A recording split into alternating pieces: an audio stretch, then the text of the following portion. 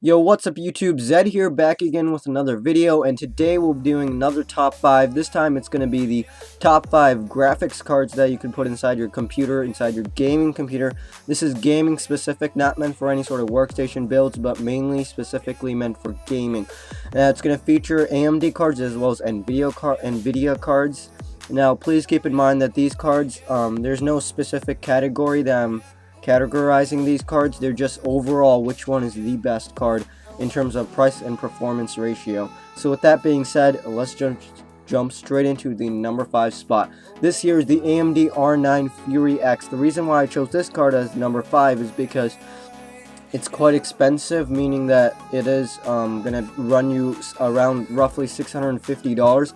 However, I did also include the lineup as well, meaning that there's two other versions. There's the Fury X that is water-cooled. No, the non-water cooled with 3 fans on top of it. There's also the Fury X that is the Fury R9 Fury Nano with a single fan, and it's also super small. The reason why I included all 3 of those is because they all have 3 different reasons why they're existing there.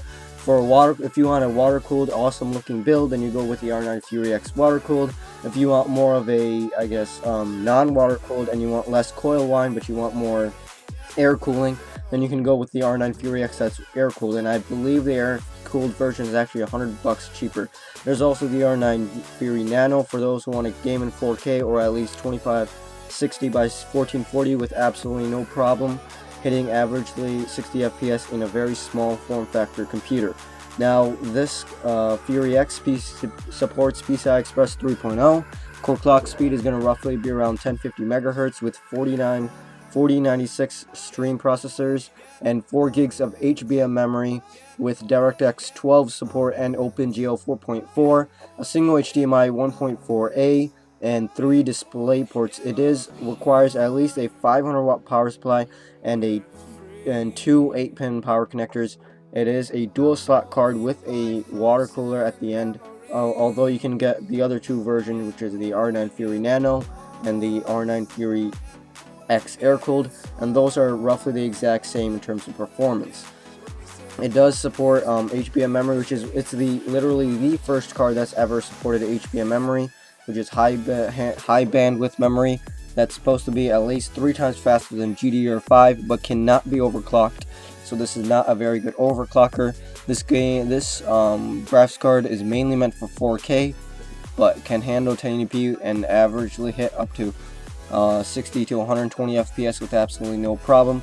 Supports FreeSync, iFinity, and True Audio, as well as AMD Liquid DVR technology if you're interested in any of that crap.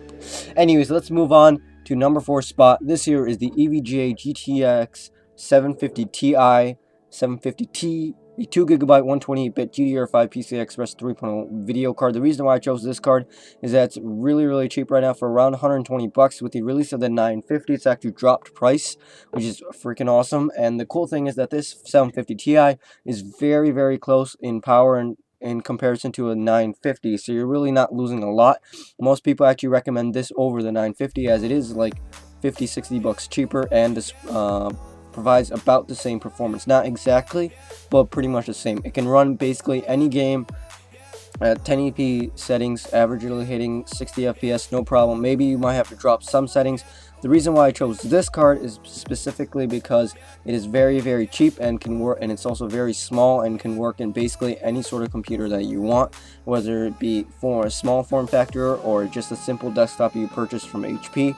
It will work, and it's very small and it's very powerful. I would highly recommend this graphics card for anyone that's actually mainly looking for just a GPU to put inside the computer and just don't really want to spend a lot, but also want good power. It does support PCI Express 3.0.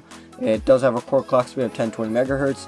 It does have 2 gigs of GDDR5 memory, meaning that you can do gaming on it with absolutely no problem. In fact, you could probably play Battlefield 4 1080p Ultra if you really wanted to. There does support for DirectX 11.2, OpenGL 4.4. There's a single HDMI display port as well as a single DVI port, and it does support maximum 4K resolution for those who are wondering. There's also GPU Boost 2.0, making it even overclock even better. It does support G-Sync, which is mainly meant for smoother gameplay and objects to look sharper, and you do get Shadowplay, which is a recording software for those who are wondering, just for around 120 bucks. There's also the 750 Ti for the Win Edition and the Super Clock Edition for those people that want it. I'll provide all links to these graphics cards in the description down below. Moving right along here, we have at number 3 we have the PC Power Cooler PCS Plus Radeon R9 380. What I really mean is the Radeon R9 380 from AMD. I chose this as the number 3 spot because it's slightly more than 750 Ti and will give you a lot of extra performance. It's around $170. It's probably the best 1080p graphics card on the market as of right now, because you can basically play almost any game at 1080p max settings with absolutely no problems and no hiccups. There's a single DVI port, there's two dual-link DVIs, a single HDMI as well as a single display port with 1792 stream processors, supports 2 gigs of 256-bit GDDR5 memory. There's 2 fans on it. It's not that as small as a 750 Ti, but provides a lot more processing power. It does support DirectX 12 rather than 11.2 that the 750 Ti's features, and OpenGL 4.4. A lot of people recommend this over the 960, and currently the 960 I'd say is the best valued card right now, and the 380 being basically the exact same price provides about 5 to 6 FPS more than the 960. So that's why I would highly recommend this card over really any other card. And again, most people are gaming at 1080p, and this card has plenty of plenty of the VRAM as well as speed, and will support Crossfire X up, and should allow you to basically stay future proofed for a very long time. So moving on to the number 2 spot here, we have the MSI GeForce GTX 980 Ti. Now I include the 980 Ti lineup, meaning that any reference model or any sort of different non-reference card will work. There's also different ones such as the Kingpin edition from EVGA, I believe, and those ones are slightly better overclocked, and they have like different coolers on them to make them perform even better. But this here is the 980 Ti. The reason why I chose this as the number 2 spot is because it's quite expensive at 680 bucks, but it does provide the best all-around performance anyone can actually get. Currently the number 1 graphics card on the market. It supports 4K with absolutely no problems. There's 6 gigs of VRAM on there, meaning that you're basically ready for any sort of future-proof game. Battlefield 4 at max settings, I think 2K only requires like a little over 2 gigs of VRAM, maybe even less, don't know for sure. So in the future, when Battlefield 5 or whatever comes out, I'm sure you can easily handle 6 gigs of VRAM with absolutely no problem. It also allows for 4K gaming, so that's pretty freaking dope. PCI Express 3.0 with SLI support, so you can do up to quad SLI. Core clock speed of 1178 megahertz, and there's also different modes such as a gaming mode, overclock mode, and a silent mode that will run at lower end megahertz to actually allow for either better performance or for cooler gaming experience. There's also a boost clock speed with the GPU Boost 2.0, a 7010 megahertz memory clock speed with a 7100 megahertz overclock.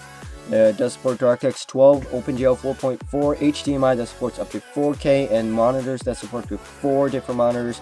Dual-link DVI as well as 3 display ports that can also do 4K. There's support up to quad SLI, and they recommend at least a 400 watt power supply. It does require 2 8-pin powers. And the cool thing about it is that it does support G-Sync, which allows you to have smoother and better gameplay, and basically match your mouse with your refresh rate of your monitor. And again, one of the best graphics cards currently on the market. I highly would recommend this to any single person if you have the cash. Coming down to the number 1 spot this year is the AMD R9 390. It's actually 390. The reason why I chose this card is because there's 2 different versions. There's the 8 gig version, there's the 4 gig version. The 8 gig version is still at roughly around 320 bucks, which is probably how much the 970 is around. The 970 only has 4 gigs of RAM, and then there's the 970 gate thing that's going on with 3.5 gigs of RAM that actually it can only allow to use up to 3.5 gigs, even though there's 4 gigs on board. The other 512 megs is actually at a lower clock speed, meaning that it doesn't allow for that RAM to actually be used.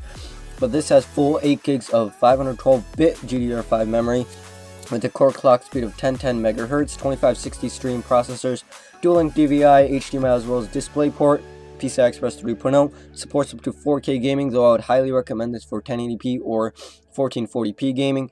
This card can easily do any single game out there on the market currently right now.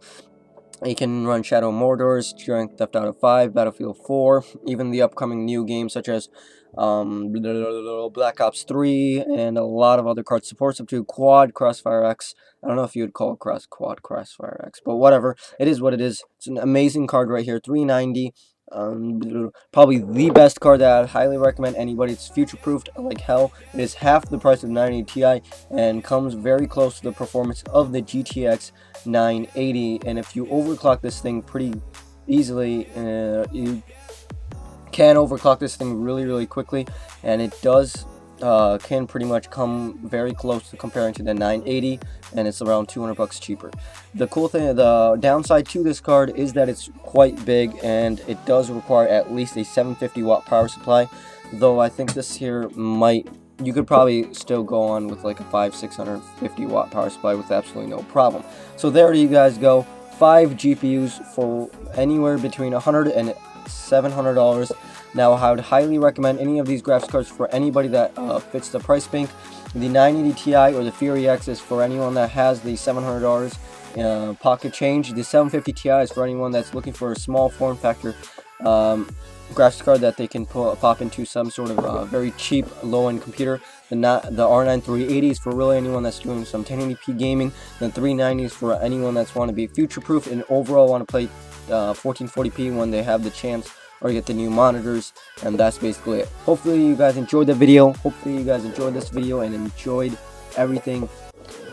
Yeah, and I'll see you guys in the next one.